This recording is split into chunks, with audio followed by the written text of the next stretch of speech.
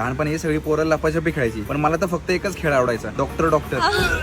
काय रे उलट्या काय करतोय? अरे मी आता डायसेक्शन करायला गेलो होतो, तर त्या फॉर्मेलिनच्या वासामुळे मला उलटी होते आणि चक्कर पण येते. काय रे हँडलोस का घालतोय? ऑपरेशनला चाललाय का? नाही सिगरेट प्यायला चाललंय, तर हाताला वास येऊ नये म्हणून. काय रे हँडलोस का काढतोय? झाली का सिगरेट पिऊन? अरे नाही ते शी करून आलो ना.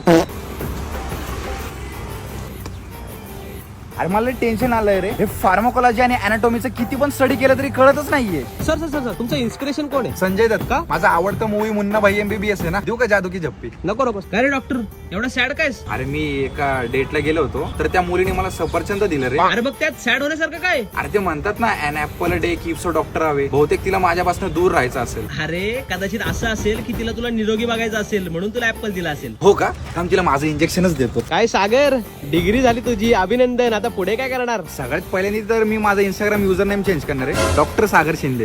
डॉक्टर साहेब बरं झालं इथंच भेटलात. माझं ना कालपासून खूप डोकं दुखतंय हो. हा एक मिनिट. हे घ्या.